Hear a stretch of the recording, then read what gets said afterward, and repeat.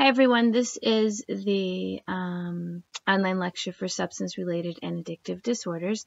There are a lot of slides, there's a lot of information, so bear with me. We're gonna talk about each one of the categories of substances in depth in class with tons of examples and videos and stuff like that. So in this PowerPoint, I'm just gonna go over an overview of how the DSM-5 kind of breaks down substance-related and addictive disorders and the epidemiology of each disorder that's listed in there. And then in class, we're going to, like I said, look at examples and talk about treatment. So the information that I'm going to talk about right now comes from this great website, the Substance Abuse and Mental Health Services Administration, samhsa.gov. And we're going to look at that in class as well. But substance-related and addictive disorders are disorders of intoxication, dependence, abuse, and substance withdrawal caused by various substances, both legal and illegal. So that's important, that they're both legal and illegal substances. So the DSM-5 no longer uses the terms substance abuse and substance dependence. Rather, it refers to substance use disorders, which are defined as mild, moderate, or severe to indicate the level of severity, which is determined by the number of diagnostic criteria met by an individual. And we're going to talk more about coding those, or reporting the codes for those this week in class. Substance use disorders occur when the recurrent use of alcohol and/or drugs causes clinically and functionally significant impairments such as health problems, disability, and failure to meet major responsibilities at work, school, or home. According to the DSM-5, a diagnosis of substance use disorder is based on evidence of impaired control, social impairment, risky use, and pharmacological criteria. So here are the 10 disorders that substance-related and addictive disorders covers in the DSM, and we're going to talk about each one of these. So alcohol, caffeine, cannabis, hallucinogens, inhalants, opioids, sedative, hypnotic, and anxiolytic, stimulants, tobacco, other substance-related disorders, and then non-substance-related disorders, which is gambling disorder. So there are two categories in the DSM-5, so substance use disorders and then substance-induced disorders. So here's the definition for both. Substance use disorders relates to the pathological patterns of behaviors related to the use of a particular substance. And then substance-induced disorders includes conditions of intoxication or withdrawal or induced mental disorders. So keep that in mind as we go. So the essential feature of a substance use disorder is a cluster of cognitive, behavioral, and physiological symptoms indicating that the individual continues using the substance despite significant substance-related problems. The diagnosis of a substance use disorder is based on a pathological pattern of behaviors related to use of the substance. So here's how the DSM-5 categorizes the criterion. So for criteria 1 through 4, and you can see I put it in italics next to the criteria, these are the criteria based on impaired control. For criteria 5 through 7, these are criteria based on social impairment. 8 and 9 are based on risky use, and 10 and 11 are pharmacological criteria based on withdrawal and tolerance. And for each use disorder within this category of disorders, the criteria are the same. They look the same, and they just replace the substance. So the individual, so let's look at them real quick. So criteria 1, the individual may take the substance in large amounts or over a longer period of time that was originally intended. Criteria 2, the individual may express a persistent desire to cut down or regulate substance use and may report multiple unsuccessful efforts to decrease or continue use. So they want to quit, but they can't. 3, the individual spends a great deal of time obtaining the substance, using the substance, or recovering from its effects, and that great deal of time is affecting the individual's ability to work, the individual's relationships, the individual's ability to function. Criteria 4, craving is manifested by an intense desire or urge for the drug that may occur at any time, but is more likely when in an environment when the drug was previously obtained or used. So think about alcoholics who go into a bar and they get cravings. Criteria 5, recurrent substance use may result in failure to fulfill major obligations at work, school, or home. We're moving into the social impairment. Criteria 6, the individual continues substance use despite having persistent or recurrent social interpersonal problems. So even though they're having all these problems, they're still using the substance. And then criteria 7, important social, occupational, recreational activities may be given up or reduced because of substance use. So this could also look like depression, anhedonia. I used to like things and now I don't, but it is because of the substance. It's not because of the depression. Criteria 8, risky use. So recurrent substance use in situations may be physically hazardous. And criteria 9, the individual may continue substance use despite knowledge or having a persistent or recurrent physical or psychological problem that is likely to have been caused or exacerbated by the substance. So I think of long-time smokers who have lung cancer and they still continue to smoke. Criteria 10, pharmacological criteria. This is about tolerance. So tolerance is signaled by requiring a markedly increased dose of the substance to achieve the desired effect, or a markedly reduced effort when the usual dose is consumed. And then withdrawal is a syndrome that occurs when blood or tissue concentrations of a substance decline in an individual who has maintained prolonged heavy use of the substance. And all of these use disorders criteria apply to everything we're going to talk about except for caffeine. They're not going to apply to caffeine. And then the specifiers within the DSM-5, and like I said, we're going to talk more about how to code these diagnoses. But you've got mild, moderate, and severe. So mild would be 2 to 3 symptoms, moderate would be 4 to 5 symptoms, and then severe would be 6+ symptoms on that list. So for substance-induced disorders, the intoxication and withdrawal.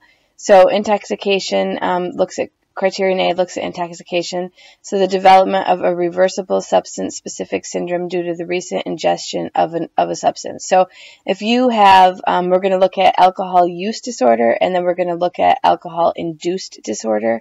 So the induced disorder would develop right after, like intoxication. Alcohol intoxication disorder would happen right after the individual drank the alcohol. The clinically significant problematic behavioral or psychological changes associated with intoxication are attributable to the physiological effects of the substance on the central nervous system and developed during or shortly after use of the substance. And the symptoms are not attributable to another medical condition. So they're intoxicated from the substance. And then withdrawal, on the other end of it, is the development of a substance-specific problematic behavioral change with physiological and cognitive concomitants that is due to the cessation of or reduction in heavy and prolonged substance use. We're going to look a lot at withdrawal. We're going to look at what happens when you withdraw from substances. We're going to look at how dangerous it can be.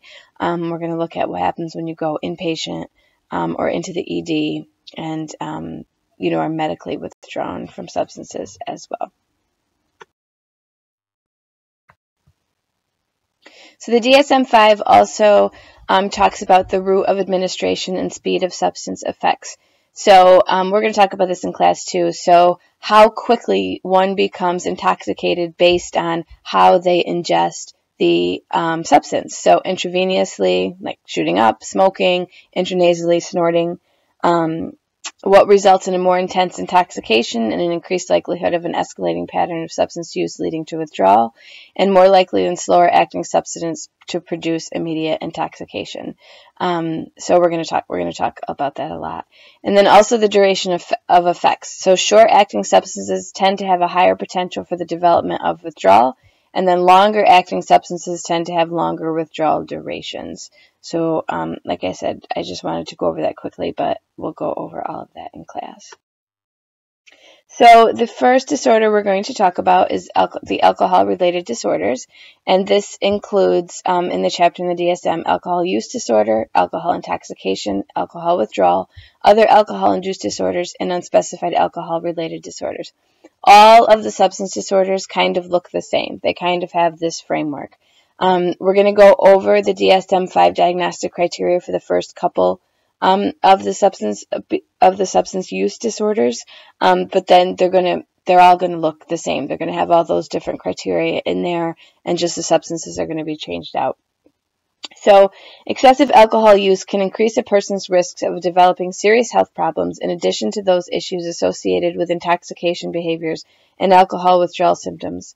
According to the Centers for Disease Control and Prevention, the CDC, excessive alcohol use causes 88,000 deaths a year. It's a lot of deaths.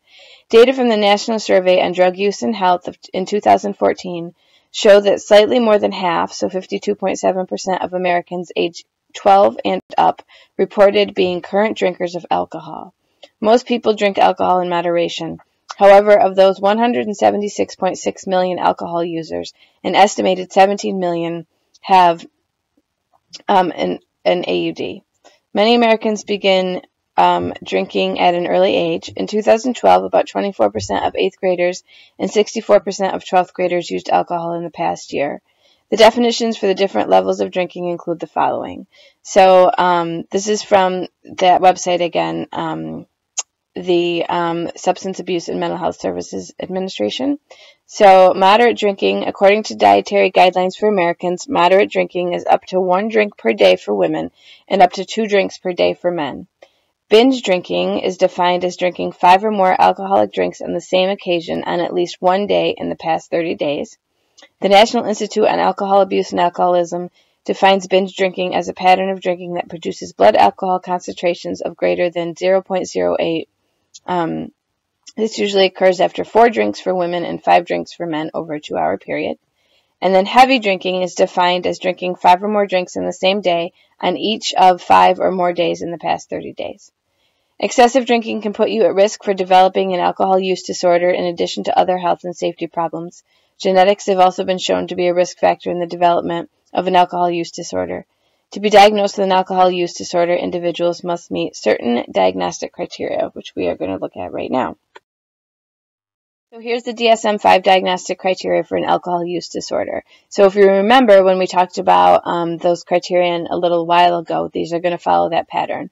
So a problematic pattern of alcohol use leading to clinically significant impairment or distress is manifested by at least 2 of the following occurring within a 12-month period. So you need 2 of these occurring in a year. So alcohol is often taken in larger amounts or over a longer period than was intended. There's a persistent desire or unsuccessful efforts to cut down or control alcohol use. A great deal of time is spent in activities to obtain alcohol. Craving or a strong desire or urge to use alcohol is present. Recurrent alcohol use resulting in a failure to fulfill major role obligations at work, school, or home is present. Continued alcohol use despite social or interpersonal problems caused by the alcohol. Important social, occupational, or recreational activities are given up or reduced because of the alcohol. Recurrent alcohol use in situations in which it's physically hazardous. It's continued despite knowledge of having a physical or psychological problem. Oh, sorry about the typo. That is likely to have been caused or exacerbated by the alcohol. And then here's the criterion 10 and 11, which are tolerance and withdrawal. So tolerance is defined by either of the following: a need for markedly increased amounts of alcohol to achieve intoxication or desired effect, or a markedly diminished effect when continued use of the same amount of alcohol. So you need more and more and more to become intoxicated. And then withdrawal is manifested by either of the following: the characteristic withdrawal syndrome for alcohol, or alcohol is taken to relieve or avoid withdrawal symptoms. And we're going to talk about what alcohol withdrawal looks like on Friday. So here is the epidemiology of alcohol use disorder. The 12-month prevalence in the U.S. among 12 to 17-year-olds is 4.6%. Over 18-year-olds is 8.5%. It's greater among adult men at 4.9%, and it decreases in middle age, being greatest among individuals 18 to 29 years old at 16.2%. And then individuals that are over 65 years of age have the lowest prevalence, which is lowest prevalence, 12-month prevalence rate, which is 1.5%. So then the DSM-5 kind of breaks it down into age groups. So from 12 to 17 year olds, so we're looking at that 4.6% of 12 to 17 year olds who qualify for an alcohol use disorder. So of that percentage, 6% are Hispanic, 5.7% are Native Americans and Alaska Natives, 5% are white, 1.8% are African Americans, and 1.6% are Asian and Pacific Islanders. When you look at adults, so this is the 8.5% over 18 years old. 12.1% are Native Americans, 8.9% white, 7.9% Hispanic, 6.9% African Americans, and 4.5% Asian and Pacific Islanders. What you're going to see throughout all of these disorders are that the Native Americans and Alaska Natives tend to have the highest prevalence rate. which is interesting, I think. So we can talk about that a little bit. There's a higher rate of alcohol use disorder in males, and then females may be more vulnerable to the physical consequences of alcohol, including liver disease. Some risk factors for alcohol use disorder. So cultural attitudes towards drinking and intoxication, access, am I able to access alcohol, personal experiences with alcohol, stress levels. My guess is higher amounts of stress lead to more alcohol use. There's 40% to 60% of genetic influences within the family.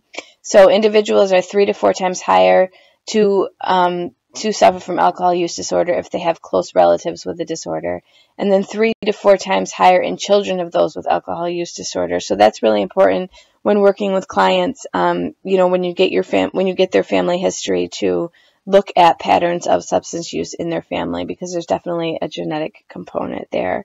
And then also a risk factor would be a pre-existing diagnosis of schizophrenia, bipolar disorder, impulsivity, and low sensitivity to alcohol. And then here's just some statistics. So 3.8% of global death and 4.6% of global disability adjusted life years are attributed to alcohol. 80% of individuals have consumed alcohol in their life in the U.S., so that's a large amount. And 3.6% of the world population has an alcohol use disorder. So comorbidity with bipolar disorder, schizophrenia, antisocial personality disorder, which you're going to see a lot throughout all of these substance use disorders, depression, and other medical conditions, which we'll talk about. So for alcohol, I wanted to look at the criteria for alcohol intoxication. And like I said, this criteria is not going to change for the other substance that we're going to talk about, just the substance is going to change. So in order to have a diagnosis of alcohol intoxication, you have to have recently ingested alcohol, have a clinically significant problematic behavioral or psychological change that developed during or shortly after the alcohol ingestion, and then one or more of the following signs or symptoms developed during or shortly after. So slurred speech, incoordination, unsteady gait, nystagmus, which is rapid involuntary movement of the eyes, impairment in attention and memory, or stupor or coma in worst case scenario. And then the signs or symptoms are not attributable to another condition and are not better explained by another mental disorder, including intoxication with another substance. So making sure that it's alcohol is really important. And then the epidemiology of alcohol intoxication. So the large majority of alcohol users become intoxicated, obviously. 2010 study, 44% of 12th grade students have been drunk in the past year. That scares the crap out of me. And 70% of college students report having been drunk in the past year as well, which that's like double, almost double, the rate of 12th graders. Average age of first intoxication in the U.S. is 15 years old, which is so super young. The highest prevalent rate of alcohol intoxication is between 18 to 25-year-olds. And the earlier the onset, so the earlier that the individual is becoming intoxicated, the greater risk for alcohol use disorder.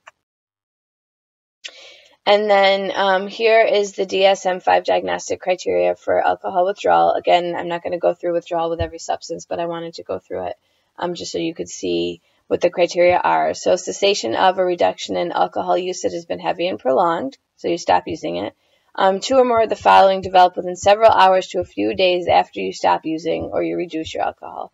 So autonomic hyperactivity, so sweating, pulse rate goes really, really high, increased hand tremor, insomnia, nausea, vomiting, transient visual, tactile, or auditory hallucinations or illusions, psychomotor agitation, anxiety, and generalized tonic-clonic seizures, which we'll talk about in class.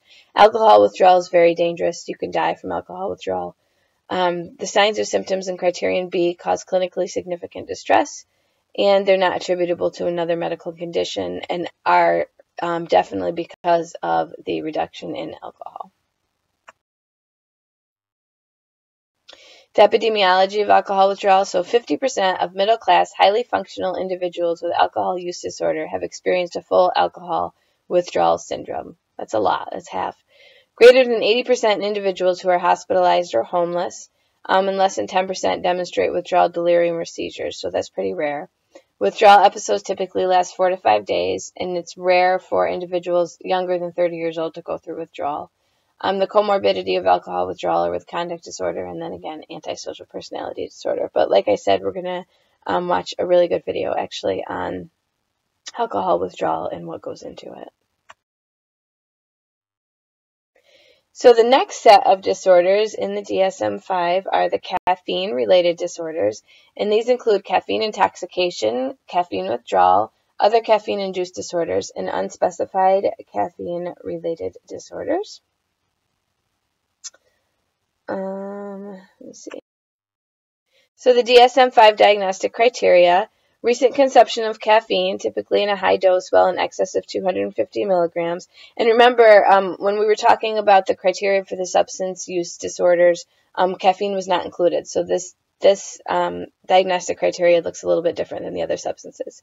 So B, you need 5 or more of the following signs or symptoms developing during or shortly after caffeine use.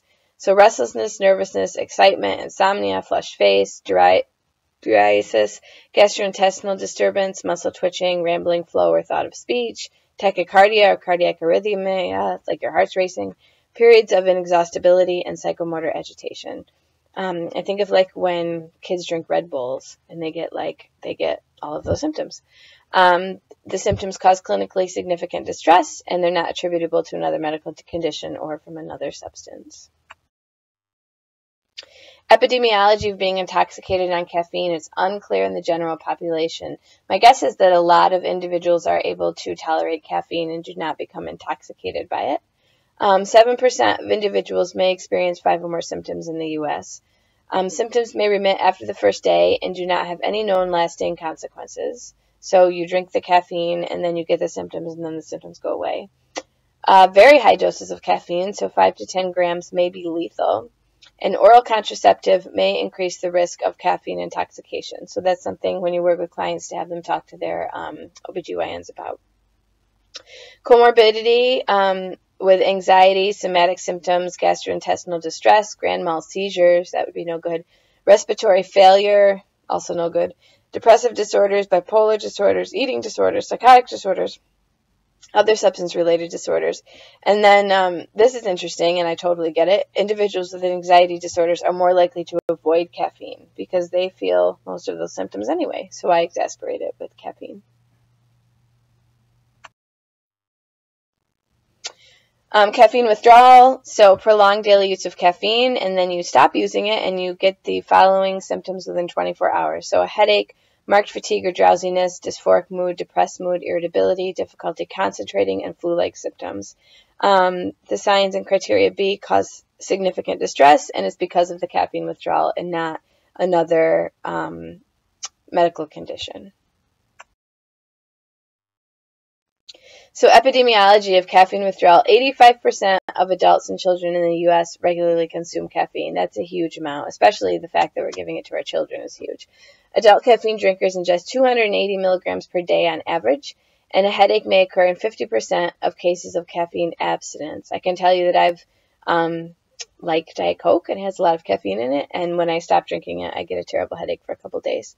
More than 70% of individuals may experience at least one caffeine withdrawal symptom. 24% experience a headache plus one other symptom. Symptom usually begins 12 to 24 hours after the last caffeine dose and peak after 1 to 2 days of abstinence. They last 2 to 9 days with headaches occurring up to 21 days. But it's interesting because the minute you take a sip of that caffeine again, all of those symptoms go away.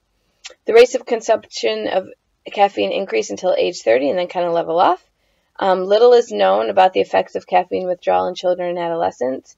And then heavy caffeine use is observed among individuals with mental disorders, including eating disorders, smokers, prisoners, and drug and alcohol abusers. Comorbid with major depressive disorder, generalized anxiety disorder, panic disorder, antisocial PD, cannabis, and cocaine use. And we'll talk more about caffeine in class. So moving right along, we're going to move on to cannabis-related disorders. And just like alcohol use disorders or alcohol-related disorders, it's kind of the same classification system. So cannabis use disorder, cannabis intoxication, cannabis withdrawal, other cannabis-induced disorders, and unspecified cannabis-related disorders. So here's a little bit more information from the website. So marijuana is the most used drug after alcohol and tobacco in the United States. According to SAMHSA data, in 2014, about 22.2 million people aged 12 and up reported using marijuana during the past month. Also in 2014, there were 2.6 million people in that age range who had used marijuana for the first time within the past 12 months. People between ages 12 and 49 report first using the drug at an average age of 18 and a half. In the past year, 4.2 million people ages 12 and up met criteria for a substance use disorder based on marijuana's use. Marijuana's immediate effects include distorted perception, difficulty with thinking and problem solving, and loss of motor coordination. Long-term use of the drug can continue to respiratory infections, impaired memory, and exposure to cancer-causing compounds. Heavy marijuana use in youth has also been linked to increased risk for developing mental illness and poorer cognitive outcomes. The DSM, I put 3. It's totally not 3, it's 5. I'm going to fix that. The DSM-5 diagnostic criteria for cannabis use disorder, a problematic pattern of cannabis leading to clinically significant impairment or distress is manifested by at least 2 occurring within a 12-month period. So these should look familiar to you. They're the same as alcohol use, but it's just with a different substance. So it's with cannabis. So taken in larger amounts, you try to quit, but you can't. You have craving. You spend a great deal of time trying to obtain cannabis and use cannabis and recover from its effects. It's getting in the way of your social life. It's causing interpersonal problems, but you don't stop. You give up activities because of it. You are in physically hazardous situations because of your use. It's continued despite knowledge of having physical or psychological problems caused by it. And then there's the tolerance. You need more and more and more to achieve intoxication. And then withdrawal. Either you have awful symptoms of withdrawal or you take the cannabis to relieve your symptoms of withdrawal. So the epidemiology of cannabis use disorder, it's the most widely used illicit psychoactive substance in the U.S. The 12-month prevalence rate is 3.4% in 12 to 17-year-olds and 1.5% 18 years or older. This, I believe, does not include the medical use of cannabis, but I will look into that for you. It's greater among adult males, 2.2%, than adult females, 0.8%. The 12-month prevalence decreases with age, so the rates are highest among 18 to 29-year-olds and lowest among individuals over 60. And then the breakdown according to ethnicity for individuals 12 to 17 years old. So again, Native Americans and Alaska Natives are at the top of the list, 7.1%. And then you can read the percentages down from there. So some risk factors, a history of conduct disorder in adolescence or childhood, antisocial personality disorder, externalizing or internalizing disorders during childhood or adolescence. So things like anxiety or oppositional defiant disorder or depression during childhood or adolescence. Academic failure, tobacco smoking, unstable or abusive family situations, use among family situations, so is it around you all the time, a family history of substance use, low SES, and then, like I just said, access, are you able to access it? And then it's comorbid with depression, anxiety, suicide attempts, hospitalization, conduct disorder, alcohol use disorder, tobacco use disorder, other substance use disorders, and bipolar. And there are impacts on the cardiovascular, immune, neuromuscular, ocular, reproductive, and respiratory systems on your appetite, on your cognition, and your perception. And we will go more into those impacts in class. So cannabis intoxication, just like alcohol intoxication, you have to recently use it, and then the symptoms are a little different. So symptoms developing within 2 hours of cannabis use are conjunctival injection. I'm not quite sure what that is, but I will let you know what that is on Friday. Increased appetite, dry mouth, and tachycardia. And they're not attributable to another medical condition. The prevalence of cannabis intoxication is unknown, but serious consequences, including dysfunction at work or school, social indiscretions, failure to fulfill role obligations, traffic accidents, and having unprotected sex and psychosis could occur as a result of being intoxicated by marijuana. And then again, withdrawal. So what happens during withdrawal? Approximately 1 week after, irritability, anger, or aggression, nervousness or anxiety, sleep difficulty, decreased appetite and weight loss, restlessness, depressed mood, abdominal pain, shaking, tremors, sweating, chills, or headaches, so all those physical symptoms. And then all those symptoms are causing clinically significant distress, and they're not attributable to another condition. So moving on to hallucinogen-related disorders. Again, these have a little bit more, a longer list of disorders within them, but we are only going to talk about the ones with the asterisks by them. So hallucinogens can be chemically synthesized, as with LSD, or may occur naturally, as with mushrooms. These drugs can produce visual and auditory hallucinations, feelings of detachment from one's environment and oneself, and distortions in time and perception. In 2014, approximately 246,000 Americans had a hallucinogen use disorder. Symptoms of hallucinogen use disorder include craving for hallucinogens, failure to control use when attempted, continued use despite interference with major obligations or social functioning, use of larger amounts over time, use in risky situations like driving, development of tolerance, and spending a great deal of time to obtain and use hallucinogens.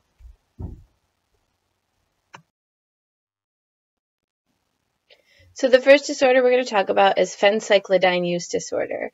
Phencyclidine is also called PCP, angel dust, ketamine, cyclohexamine, and diazoxyelpine. It was developed as a dissociative anesthetic in the 1950s and became street drugs in the 1960s. And these drugs produce feelings of separation from the mind and body in low doses, and then in high doses could produce stupor and coma. Phencyclidine use disorder, the criteria are the same as alcohol and cannabis that we just went over.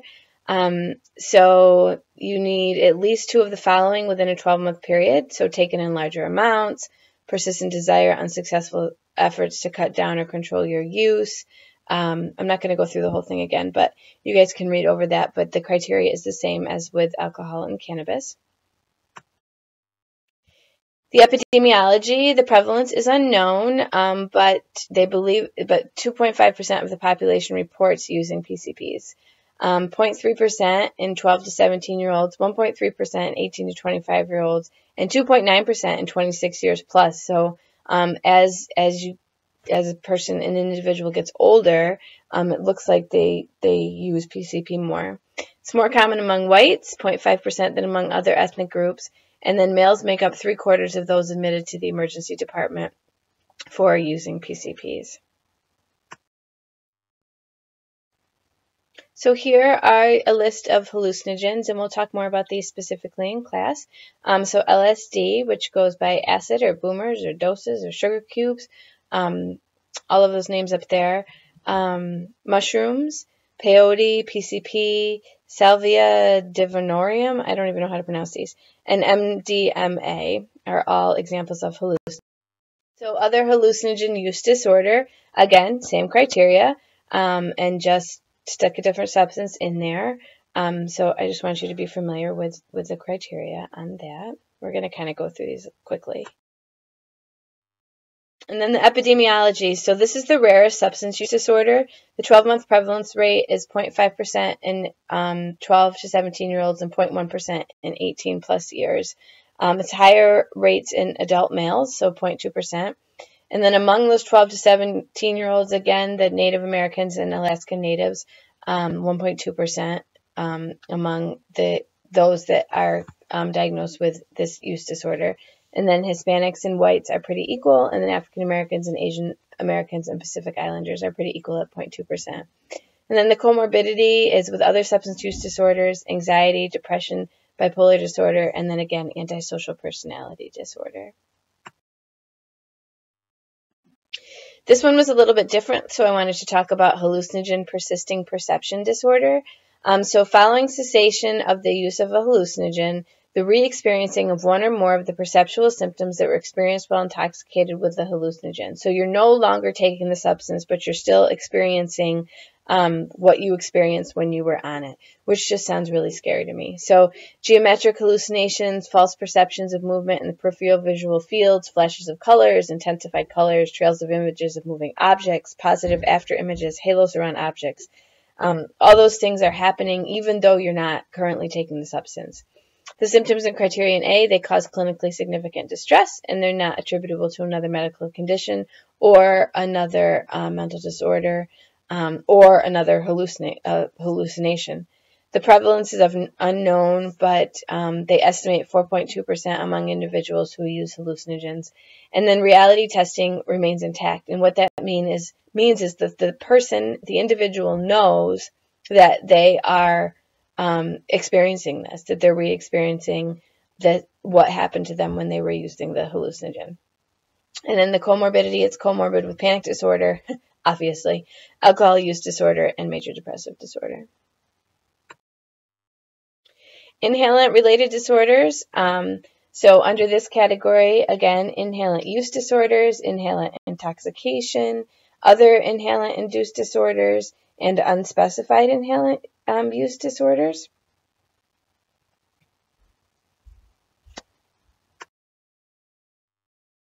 So here's a list of inhalants. So spray paint, glue, fingernail polish, cleaning fluid, correction fluid, felt tip marker fluid, gasoline and glue, gas cylinders, whipped cream dispensers, huffing, it's called huffing, and gasoline would all be examples of inhalants. 5 diagnostic criteria, again, is the same as the other substance use that we looked at. And then the epidemiology of inhalant use disorders. So 0.4% of Americans aged 12 to 17, again, highest in Native Americans and lowest in African American populations. 0.1% of Americans aged 18 to 29, so it decreases by the time an individual turns 18. Almost no females and a preponderance of European Americans in the prevalent rate, which I thought was interesting. About 10% of 13-year-old American children report having used inhalants at least once, which is scary. More used substances include glue, shoe polish, gasoline, lighter fluid, and spray paint. 0.4% of 12 to 17-year-olds progress to inhalant use disorder. So that's of those 10% of kids that report using it once, 0.4% of those kids will meet the diagnostic criteria for a use disorder. The disorder usually remits in early childhood, and those with inhalant use into adulthood have severe problems. So substance use disorders, again, antisocial personality disorder, and suicidal ideation with attempts. The risk factors for inhalant use disorders are early onset of inhalant use, so the earlier you use it, the more likely you are to develop a use disorder. Prior use of mental health services, which I thought was interesting. Access. Inhalant gases are legally available, so they're easily accessed.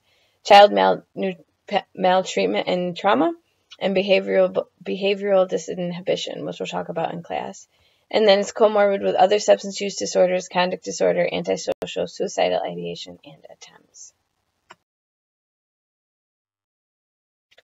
Opioid-related disorders. So again, you can see right there that it's kind of in the same criteria. Let's see. So opioids reduce the perception of pain, but can also produce drowsiness, mental confusion, euphoria, nausea, constipation, and depending upon the amount of drug taken, can depress respiration. Illegal opioid drugs such as heroin and legally available pain relievers such as oxycodone and hydrocodone can cause serious health effects in those who misuse them. Some people experience a euphoric response to opioid medications, and it is common that people misusing opioids try to intensify their experience by snorting or injecting them. These methods increase their risk for serious medical complications, including overdose. Other users have switched from prescription opioids to heroin as a result of availability and lower price. Because of variable purity and other chemicals and drugs mixed with heroin on the black market, this also increases risk of overdose. Overdoses with opioid pharmaceuticals led to almost 17,000 deaths in 2011. Since 1999, opioid overdose deaths have increased 265% among men and 400% among women. That's insane. In 2014, an estimated 1.9 million people had an opioid use disorder related to prescription pain relievers, and an estimated 586,000 had an opioid use disorder related to heroin use. Symptoms of opioid use disorders include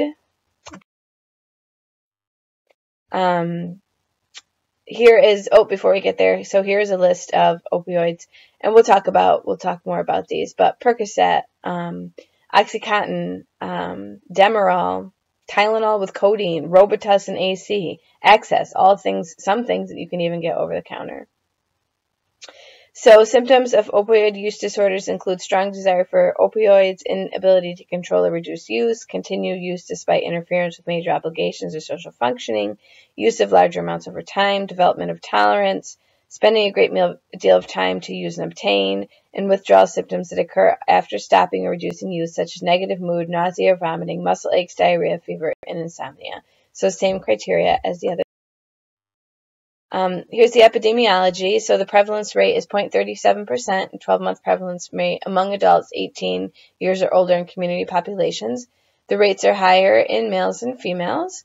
The male to female heroin usage rate is 3 to 1. The prevalence decreases with age, so 0.82% highest among adults age 29 or younger, and it way decreases to 0.09% among adults age 65 or older. This one, again, among adults, Native Americans, 1.25%, so way higher than the other ethnicities on there. Problems associated with opioid use are most commonly first observed in late teens and early 20s. Relapse following abstinence is common, however, 20 to 30% achieve long-term abstinence, so that's a good number.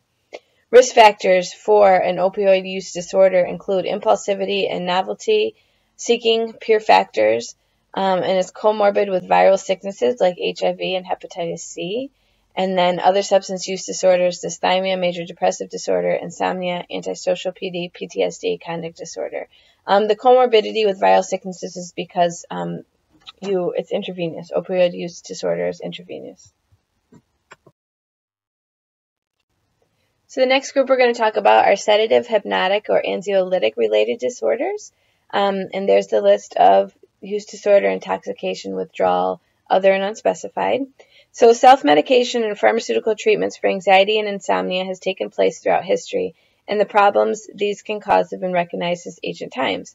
Alcohol, opium, and the two in combination were among the first widely used and frequently misused sedative and anxiolytic drugs, and bromide salts, paraldehyde and chloral hydrate, were in medical use by the end of the 19th century. Barbiturates were synthesized in 1903, meprobamate in 1950, and the benzodiazepines in 1959, setting the stage for the great proliferation of sedative, hypnotic drugs and anxiety medications that has continued to the present day. So, here are a list of drugs that would be in this category. So, barbiturates, benzodiazepines, non-benzodiazepines, which are called Z drugs, carbamates, all prescription sleeping medications, and almost all prescription anti-anxiety medications would fall into this category. The DSM-5 diagnostic criteria would be the same as the ones that we've previously looked at, so I just skipped right to the epidemiology. So the prevalence, 0.3%, 12-month prevalence among 12 to 17-year-olds, and then slightly lower, 0.2% among 18-year-olds and older. It's slightly greater among adult males than adult females, except for 12 to 17-year-olds, where females, it's slightly greater for females. It decreases as a function of age and is greatest among 18 to 29-year-olds, and again lowest among 65-plus-year-olds. This one switched it up a little. With 12 to 17-year-olds, the highest prevalence rate is white individuals at 0.3%, and then African American and Hispanics are tied at 0.2%, and then Native Americans and Asian Americans and Pacific Islanders at 0.1%. Among adults, though, it switches again, where 0.8% Native Americans and Alaska Natives take the cake again on top. The risk factors for sedative, hypnotic, or anxiolytic-related disorders are impulsivity and novelty-seeking, excess, so sometimes they're easy to get, especially as anti-anxiety medication. Peer factors, alcohol-related anxiety or insomnia because of the prescription availability. Genetic factors, early onset is associated with greater likelihood of developing a sedative, hypnotic, or anxiolytic use disorder, and the female are at higher risk than males. And then it's comorbid with alcohol use, illicit drug use, antisocial, depressive, bipolar, anxiety, and other substance use disorders. Stimulant-related disorders. So there's the list of disorders which are in the DSM-5. Stimulants increase alertness, attention, and energy, as well as elevate blood pressure, heart rate, and respiration. They include a wide range of drugs that have historically been used to treat conditions such as obesity, attention, ADHD, and occasionally depression. Like other prescription medications, stimulants can be diverted for illegal use. The most commonly used stimulants are amphetamines, methamphetamines, and cocaine. Stimulants can be synthetic, such as amphetamines, or can be plant-derived, such as cocaine. They are usually taken orally, snorted, or intravenously. Here's some more. Ritalin, Concerta are also stimulants. In 2014, an estimated 913,000 people ages 12 and older had a stimulant use disorder because of cocaine use, and an estimated 476,000 people had a stimulant use disorder as a result of using other stimulants besides methamphetamines. In 2014, almost 569,000 people in the U.S. ages 12 and up reported using methamphetamines in the past month.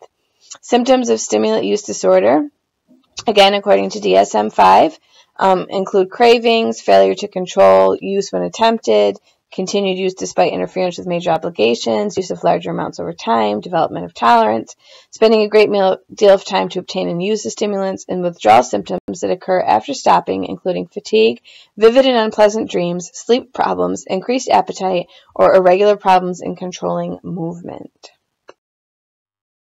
The epidemiology for stimulant use disorders, so the prevalence, the DSM-5 breaks this into two prevalence, those for amphetamine-type stimulants and then those for cocaine.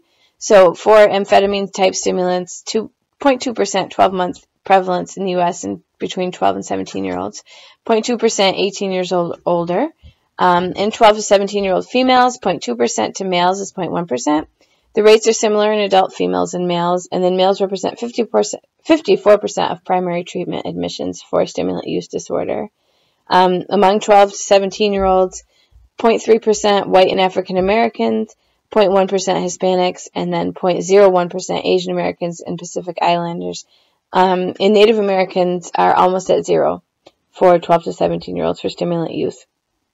And then for cocaine, 0.2%, that should say 12 months U.S. prevalence to 12 to 17-year-olds, 0.3%, a little higher for 18-year-olds, higher among males than females, and then the highest rate among 18 to 29-year-olds, and then the lowest rate among 45 to 65-year-olds. Some risk factors, a comorbid bipolar diagnosis, schizophrenia, antisocial personality disorder, and other substance use disorders, impulsivity, conduct disorder as an adolescent, prenatal cocaine exposure, so if your mom was pregnant with you and she was using, postnatal cocaine use by parents, exposure to community violence during childhood, an unstable home environment, a psychiatric condition, or associating with dealers and using, so growing up in poverty or violent home environments. And then tobacco-related disorders. So again, there's the list of tobacco-related disorders. So according to the CDC, more than 480,000 deaths each year are caused by cigarette smoking. Tobacco use and smoking do damage to nearly every organ in the human body, often leading to lung cancer, respiratory disorders, heart disease, stroke, and other illnesses. In 2014, an estimated 66.9 million Americans aged 12 and older were current users of tobacco products. Young adults aged 18 to 25 had the highest rates of current use of a tobacco product, followed by adults aged 26 or older, and by youths aged 12 to 17.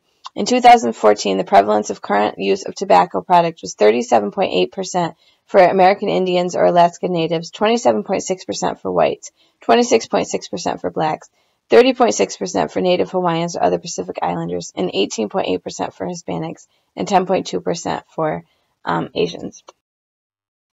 So we just talked about that. There's the epidemiology. Cigarettes are the most commonly used tobacco products. In the U.S., 57% of individuals have never been smokers, 22% are former smokers, and 21% are current smokers, and then 20% are non-daily smokers. Smokeless tobacco accounts for less than 5%, and then the tobacco that you put in pipes and cigars accounts for less than 1%. In developing nations, it's a greater prevalence in males and females, and in developed nations, smoking increases in females at a later time. The majority of U.S. adolescents experiment with tobacco use, so 20% of those age 18 smoke at least monthly, and then starting smoking after the age of 21 is rare. And 80% of those that try to quit after some time, but 60% relapse within 1 week, and less than 5% remain abstinent for life. That's the prognosis on that is pretty poor. So the risk factors for tobacco use are externalizing personality traits, ADHD, conduct disorder, depressive, bipolar, anxiety, personality, psychotic, other substance use disorders. So basically everything. Low SES, low education level. And it's comorbid with a lot of medical diseases, cardiovascular illness, chronic obstructive pulmonary disease, cancer, prenatal problems, low birth weight, and miscarriage in pregnant individuals. The next section in the DSM-5 are the other unknown substance-related disorders. And again, they follow the same pattern as the other disorders. So use, intoxication, withdrawal, other and unspecified. And this is for substances that are not able to be classified within the alcohol, caffeine, cannabis, hallucinogen, inhalant, opioid, sedative, hypnotic, or all the drugs that we already talked about. If there's substances that are not able to be classified within them, then you would give a diagnosis under other. And last but not least is non-substance related disorder. So this is gambling disorder. So this is the DSM-5 diagnostic criteria for gambling disorder. So persistent and recurrent problematic gambling behavior leading to clinically significant impairment or distress, as indicated by exhibiting 4 or more of the following in a year. So the individual needs to gamble with increasing amounts of money in order to achieve the desired excitement, is restless or irritable when attempting to cut down or stop gambling, has made repeatedly unsuccessful efforts to control, cut back, or stop gambling, is preoccupied with gambling, often gambles when feeling distressed, after losing money, often returns another day to get even, lies to conceal the extent of involvement in gambling, has jeopardized or lost a significant relationship or job or opportunity because of gambling, and relies on others to provide money to relieve desperate financial situations caused by gambling. And then the gambling behavior is not better explained by a manic episode. So this you would not give a diagnosis of gambling disorder if the individual is bipolar and having a manic episode. And then the epidemiology of gambling disorder. So the prevalence is 0.2 to 0.3% in the general population. The lifetime prevalence is a little higher, so 0.4% to 1%. The female lifetime prevalence is 0.2%, and the males is higher at 0.6%. Onset can occur anytime, basically, except childhood. It develops over the years, but it develops more rapidly in females. And then the risk factors associated with gambling disorder are antisocial personality disorder, depressive and bipolar disorders, and alcohol disorders. It aggregates in families, and it's more prevalent among first-degree relatives with moderate to severe alcohol use than among the general population. So that was pretty interesting. And it's comorbid with poor general health and tachycardia and angina. So this was a lot of information. This PowerPoint was very, very long. There is no assessment for this. We're just going to talk about all of these different disorders on Friday. And like I said, look at examples of each and what intoxication looks like, what withdrawal looks like, what treatment looks like, and what you would need to know as an LMHC in treating these disorders.